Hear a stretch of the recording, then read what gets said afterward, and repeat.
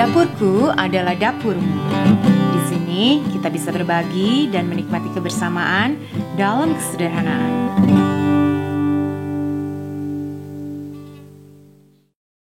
Muliakanlah Tuhan bersama-sama dengan aku.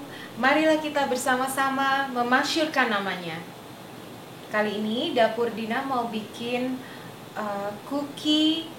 oatmeal raisin cookie atau cookie havermut dan kismis. Cookie kismis dan havermut dibolak-balik sama aja. Yang hasilnya akan seperti ini. Satu piring penuh cookie kismis dan havermut.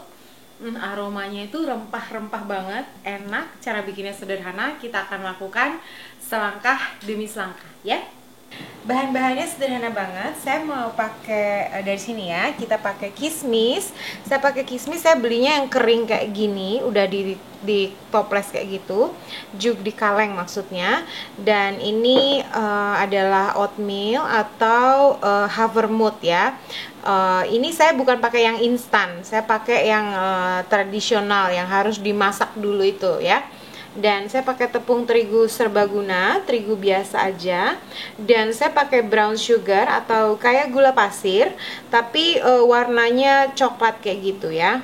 Brown sugar, pakai gula pasir biasa juga nggak masalah kalau nggak ada. Juga 2 telur utuh, perasa vanila atau vanila ekstrak, ini soda kue atau baking soda, sejumput garam, dan ini adalah kayu manis bubuk, saya pakai yang bubuk, dan mentega atau butter yang nggak ada garamnya, yang unsalted ya.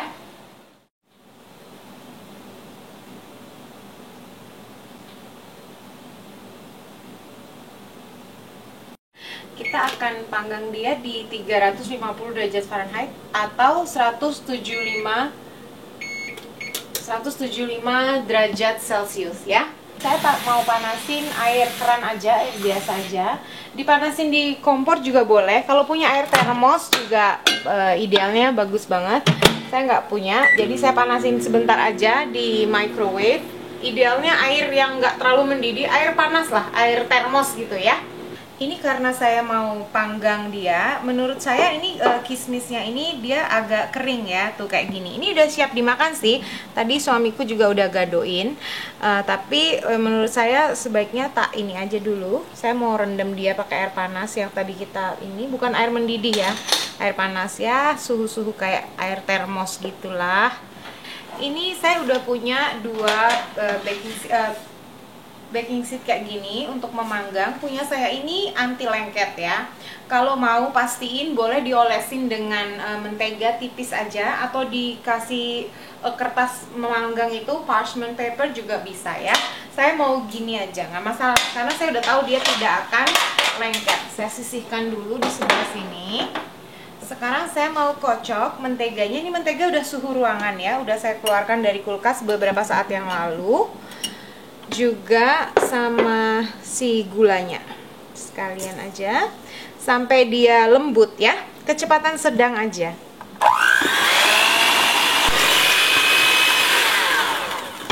Ini udah saya kocok 2 menit aja dengan kecepatan sedang. Dan sekarang saya mau tambahin perasa vanila atau vanila ekstraknya. Saya kira-kira aja itu 1 sendok teh. Nah, saya akan masukkan juga telurnya. Saya mau kocoknya satu persatu ya. Masukin 1, aduk rata, masukin yang kedua, terus aduk rata lagi. Tetap kecepatan sedang ya.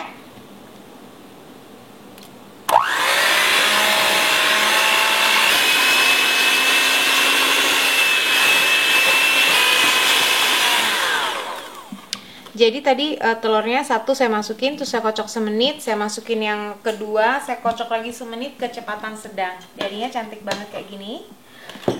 Sekarang saya mau campur adonan keringnya. Ini si havermutnya saya taruh di sini dulu, di bangkok yang agak besaran.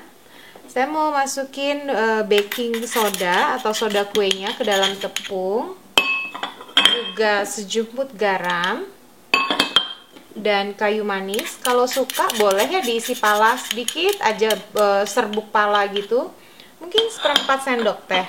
tapi saya nggak akan pakai. Saya mau pastiin dia itu kecampur benar-benar rata. Nah, ini saya akan campur di si havermutnya ini atau oatmealnya ya.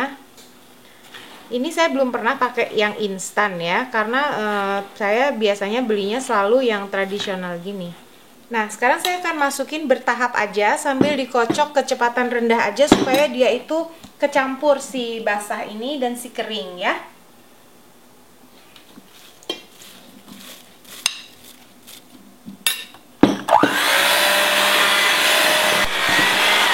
Nah, ini dia akan semakin berat, tapi nggak masalah. Ini udah yang bagian terakhir. Tadi saya masukin 4 bagian. Gimana aja yang kita gampangnya ya. Kalau nggak mau dipakai mixer nggak apa-apa, diaduk pakai spatula juga. Silahkan. Apapun yang bisa kita nyaman bikinnya dan kita ada bahannya ya nggak. Maksudnya alatnya. Nah, ini udah tambah berat banget dan semuanya udah kecampur rata. Cabut dulu biar aman. Dia agak mengembang kayak gitu, dia menyerap air ya. Menyerap air nggak masalah, karena akan kita panggang. Tadi kan udah kering, kalau dipanggang tambah kering. Saya mau pastiin tidak ada sisa-sisa air.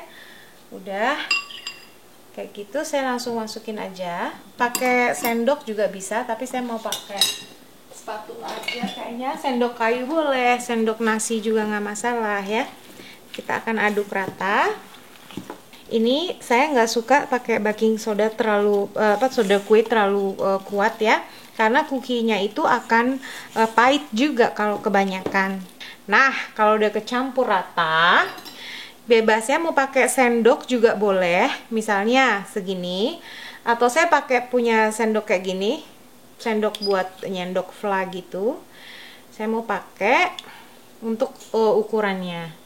Pakai sendok makan juga nggak masalah. Jadi apa aja yang kita nyaman, sebaiknya kan ukurannya tuh idealnya sama ya. Jadi dikira-kira aja. Nah, ini udah saya cetak kayak gini. Saya kasih jarak satu dengan yang lainnya. Masih ada adonannya. Ini untuk gelombang ketiga. Ini air yang tadi sisanya, saya pakai bilas tangan sedikit aja. Tangannya udah bersih kok ya. Saya cuman mau bentuk dia, ditekan-tekan gitu aja. Ini sederhana, tapi yang penting kan rasanya dong. Yuk, udah langsung aja. Biar lihat kita sama-sama. Ovennya udah siap. Maaf agak kotor, belum dibersihin ovenku. Ini kita akan panggang 10 sampai 15 menit. 15 menit. Itu saya mau pinggirannya itu dia agak kecoklatan, bukan coklat tua. Kalau coklat tua berarti dia udah gosong ya. Jadi supaya kecoklatan cantik gitu aja pinggirannya, berarti udah mateng ya. Ini ada gelombang ketiganya juga, udah saya tekan-tekan juga. Arigato ne, thank you, terima kasih. Kira-kira seperti itu. Cantik, pinggirannya sudah kecoklatan. Manis sekali. Jadi lihat kan bedanya, ini yang belum mateng dengan yang udah kecoklatan kayak gitu ya. Jadi dia nggak coklat tua banget, tapi coklatnya cantik gitu loh, agak coklat muda gimana. Yap. Seperti biasa, sampai ketemu 15 menit lagi. Wanginya, wangi kismis, ada itu ya, kayu manisnya tuh kebauan juga loh, dahsyat kan. Ini dengan resep yang tadi jadi 26 cookie. Ini yang baru jadi segini, masih ada satu loyang lagi kan di oven kan, lagi 10. Itu akan datang selanjutnya. Ini kan kismisnya itu bagus, dia itu jadi lembab gitu loh, nggak kering ya. Pertama kali saya bikin, terus kismisnya tuh kok kayaknya kering banget, jadi nggak rasa kismis, jadi kering gitu loh. Ternyata saya rendam air, jadinya dia moist, jadi dia lembab gitu ya. Ini cantik sekali. Wanginya itu dahsyat banget. Aku mau coba yang ini deh. Tengahnya itu empuk banget ya, lembut banget tengahnya. Tapi pinggirannya itu dia kering gitu loh. Gimana ya menjelaskannya tuh, wow, pokoknya ini harus dicoba ini. Wanginya, lembutnya tengahnya, di luarnya itu mengeras. Bawahnya juga kayak gitu ya, coklat cantik banget. Wow. Dahsyat banget ini, luar biasa. Manisnya pas. Ada kerasa kayu manisnya, campur kismis, gulanya pas. Oatmealnya tuh, havermutnya itu karena tadi saya blender, jadi dia bukan gumpalan gede-gede gitu, agak ke cerai-berai gitu. Wow, enak banget nih. Ini super enak. Ini sederhana, gampang banget kan, cuma tinggal diaduk-aduk gitu. Nggak usah pakai mixer, pakai tangan juga bisa kok, pasti bisa. Ini harus dicoba.